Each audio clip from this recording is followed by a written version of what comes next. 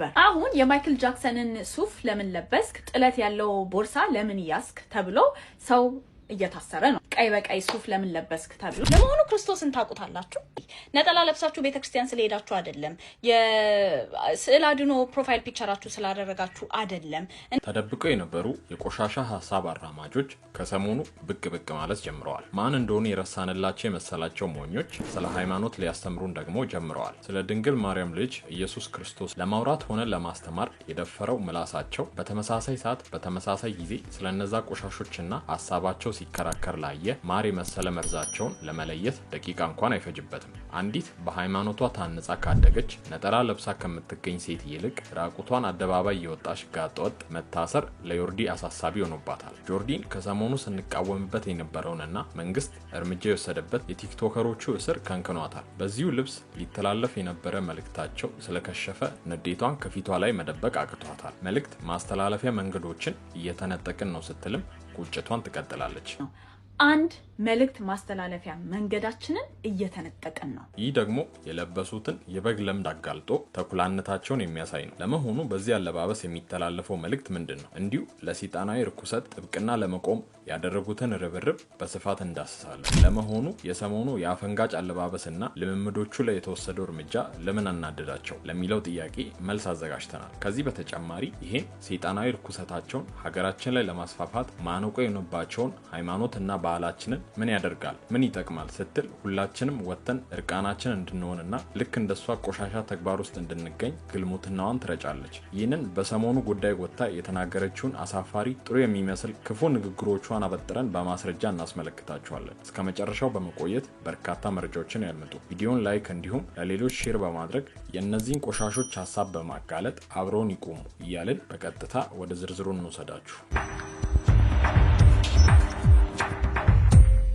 በቅርቡ በተካሄደው የቲክቶክ ሽልማት ላይ የተስተዋሉ አንዳንድ መጥፎ ልምምዶችን በጋራ ስንቃወም የነበርነው ጉዳይ ነው ለዚህም በመንግስት በኩል መልካም ምላሽ ተገኝቶ በዚህ አስነዋሪ ድርጊት ውስጥ የነበሩ ቲክቶከሮች ላይ ምርመራ ተጀምሯል ነገር ግን ይህ የህዝብ ተቃውሞና የመንግስት እርምጃ አንዳንድ አካላትን ያስቆረፈና ሊቀበሉት ሊሆን አልቻለም በዚህ በቆሻሻ ሐሳብ የተጠመዱና ሀገራችን ውስጥ ይህን ብልግና ለማስፋፋት ሲሞክሩ አልሳካ ያላቸው ከተደበቁበት በመውጣት ካሉበት ባህር ማዶ የተለመደ አጥፊና በካይ ሐሳባቸውን መርጨስ ጀምረዋል ይህ ደግሞ የለበሱትን የበግ ለምድ አጋልጦ ተኩላነታቸውን የሚያሳይ እንደ ሁሉ ጊዜ ማር የተለወሰበት መርዝ መሆኑ የታወቀ ነው በሴቶች ጥቃት ስም የሚመጡ ሴቶችን ወንድ ጠል በማድረግ ለራሳቸው የተመሳሳይ ጾታ አፍቃሪ እንደሆኑና ሴቶች እህቶቻችንንም ወደዛው ለማምራት ሳይተኙ የሚያድሩ አስመሳዮች ከሰሞኑ ደግሞ ስለ ወንዶቹ አለባበስ መከራከር ጀምረዋል የሚገርመው እነዚህ በቲክቶክ አዋርድ ላይ የቆሻሾችን ሐሳብ የሚገልጽ አለባበስ ይዘው የተገኙ ቲክቶከሮች ምንም እንኳን በህዝብ ተቃውሞና ግፊት ጥፋታቸውን አምነው ይቅርታ ቢጠይቁም እነዚህ ሐሳባቸው የከሸፈባቸው ሰዶማውያን መፈራገጣቸውን ቀጥለዋል የትኛው ሐሳባቸው እንደከሸፈ ተመልከቱ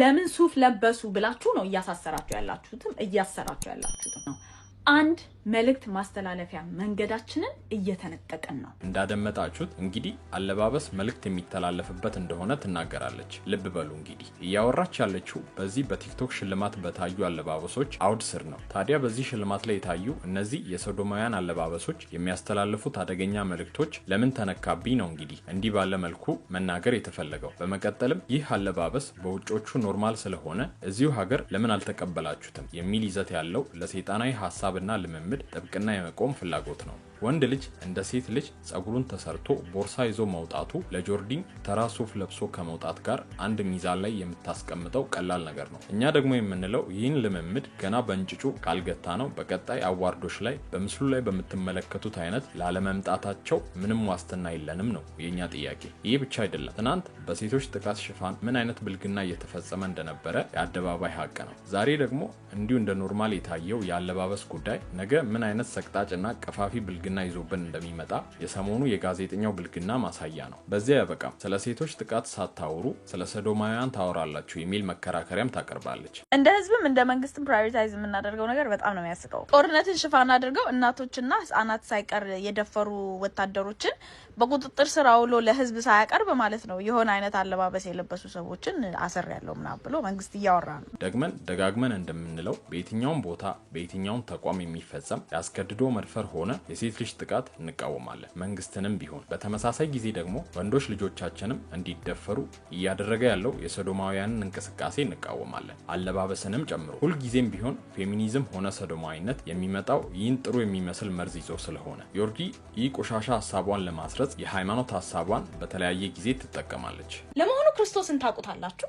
ነጠላ ለብሳችሁ ቤተክርስቲያን ስለሄዳችሁ አይደለም፣ የስዕል አድኖ ፕሮፋይል ፒክቸራችሁ ስላደረጋችሁ አይደለም።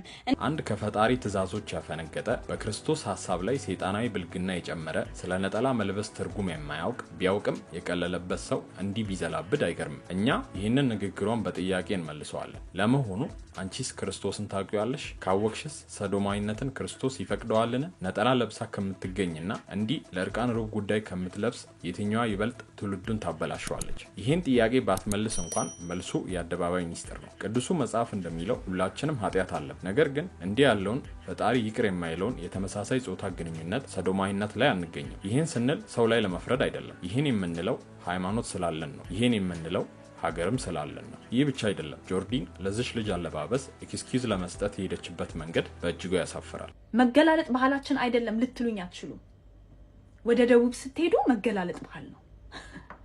ደቡብ ኢትዮጵያ ደግሞ የኢትዮጵያ አካል ነች። እውነት ነው። በሀገራችን ደቡቡ ክፍል እንዲህ አይነት አለባበስ የተለመደ ነው። ነገር ግን እንዲህ በሚል ሽፋን የኢቫንን ተግባር መሸፈን አይቻልም። ምክንያቱም ኢቫን የደቡቡን አለባበስ አልለበሰችም። በመቀጠልም ይህን አለባበስ ለብሳ የተገኘችው ሐመር ውስጥ አይደለም፣ አዲስ አበባ ውስጥ ነው። ለዚህ ለዮርዲ መከራከሪያ በቀላሉ ምን ያህል ሰው አዲስ አበባ ውስጥ እሷ የተጠቀመችውን የደቡቡን የምትለውን አለባበስ የሚለብስ ሰው አለ የሚለውን መመለስ ስህተቷን በግልጽ ያሳያል። ጆርዲን ስትቀጥልም ባህልን መከተል ግዴታ አይደለም ስትል ዘመን አመጣሹ ቆሻሻዊ ግልሙትና እንድንቀበል ትናገራለች። ባህል መከተል ሲጀመር መብት ነው፣ ግዴታ አይደለም። የጆርዲንን ሐሳብ በቅንነት እንየው በሚል መሸወድ የለባችሁ። አዎ መጥፎ ባህሎች አሉ።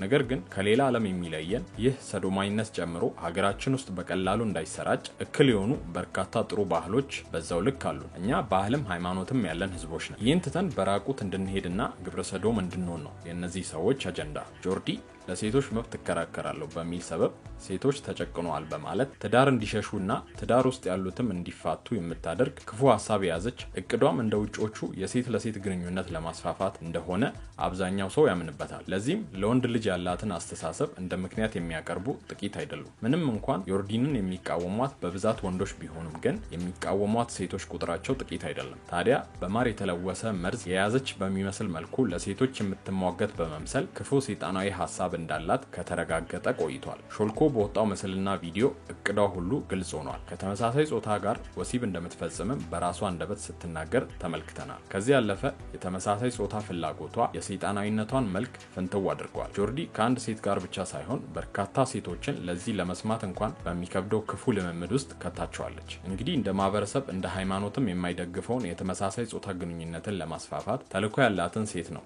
እንግዲህ አንዳንድ ሰዎች ስትደግፉ የምናየው። አሁን ላይ ስማርትፎኖችን ይዘው ቲክቶክ የሚጠቀሙ የማህበረሰብ ክፍሎች ከ18 እስከ 25 የእድሜ ክልል ላይ ያሉ ልጆች ናቸው። ጆርዲንም የሚከተላትም ሆነ ልክ ናት ብለው ሽንጣቸውን ገትረው ሲከራከሩ የነበሩትን በሙሉ ወደፊት ምን አይነት ነገር ላይ ሊወድቁ እንደሚችሉ ይህንን አይቶ መገመት አይከብድም። ተመሳሳይ ጾታን መደገፍ ሆነ እንዲስፋፉ ማድረግ ቆሻሻነት ነው። ስለዚህ የምትደግፏትና የምትከተሏት ሴት እህቶቻችን እባካችሁ ግራ ቀኙን ለማየት ሞክሩ፣ እንዲሁም ራሳችሁን አስመልጡ እያለን የዛሬውን እዚህ ጋር እናበቃለን። በቀጣይ እስከምንገናኝ በሰላም ቆዩ።